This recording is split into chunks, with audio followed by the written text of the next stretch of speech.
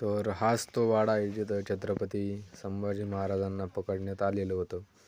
हाच तो वाडा आहे. जवळपास 300-350 वर्षापूर्वीचा हा वाडा आहे. याची अवस्था बघू शकता तुम्ही कशा टाईपमध्ये झालेली आहे. पूर्ण विस्कळीत झालेली याची अवस्था आणि पूर्ण पडझड झालेली. याकडे महाराष्ट्र शासनाने लक्ष देणे गरजेचं आहे. या ठिकाणी बैठक होती आणि काही मीटिंग होती छत्रपती संभाजी महाराजांची. याच ठिकाणी ती झाली होती मीटिंग आणि त्याच्यानंतर त्यांना गणोजी शिर्के यांनी दगा देऊन या ठिकाणी पकडण्यात आलं. 80,000ची फौज या ठिकाणी आली होती. चौबाजूंनी संगमेश्वरला वेढा दिला होता.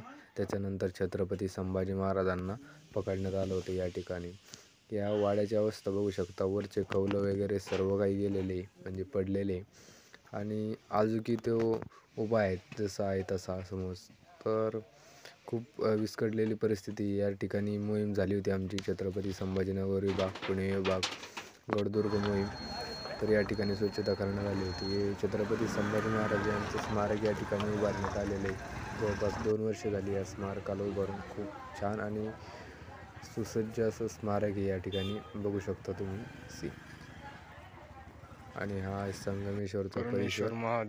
संगमेश्वरमध्ये वाड्यापासून अवघ्या 300 मीटरच्या अंतरावर कर्णेश्वर मंदिर हे खूप प्रसिद्ध मंदिर आहे आणि खूप पुरातन मंदिर आहे, ऐतिहासिक मंदिर आहे. याची वास्तुशैली एकदम जबरदस्त टाईपचे शिल्प आणि नक्षीकाम या ठिकाणी केलेलं आहे आणि पूर्ण दगडात कोरीव काम या ठिकाणी या मंदिराचं केलेलं आहे बघू शकता तुम्ही.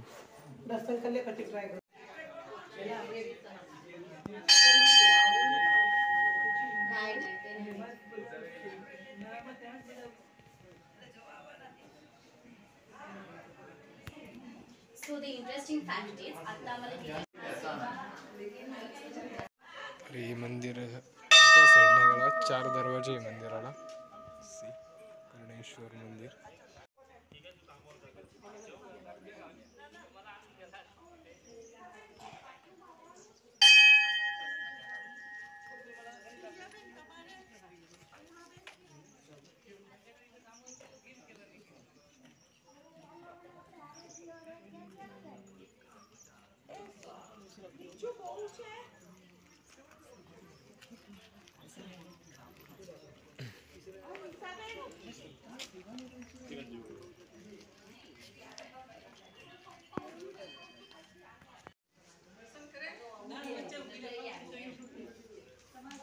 या ठिकाणी मंदिराची माहिती बघू शकता तुम्ही. काय मंदिरात काय नाही सर्व आणि पुरे डिटेल या ठिकाणी एका बोर्डवर लिहिलेली आणि सारी माहिती मंदिराची या ठिकाणी लिहिलेली.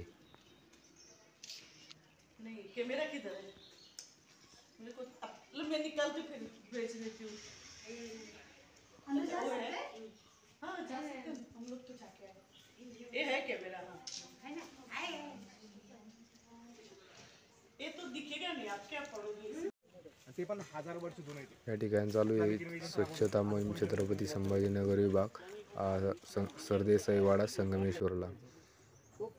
हे पुरातन शिवलिंग आहे त्या काळचं खंडित केलेलं मोगलांनी अत्यंत धर्मावर आपल्या हिंदू धर्मावर अनिष्ट अत्याचार केले होते आणि मंदिर नंदी वगैरे सर्व फोडले होते, खंडित केलेले होते त्यांनी.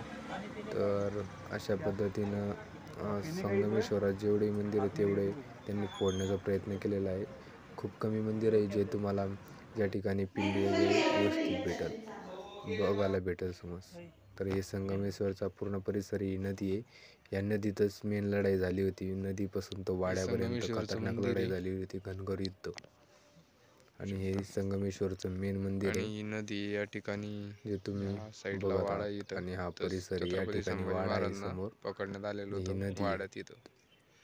ही नदी संगमेश्वरची.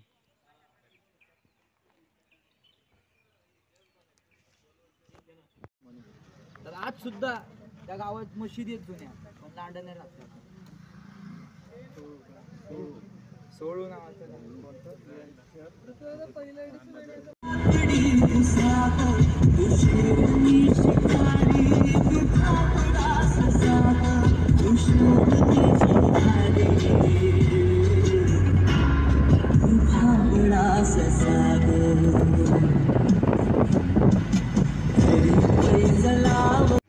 जयगड दुर्ग ऐसा.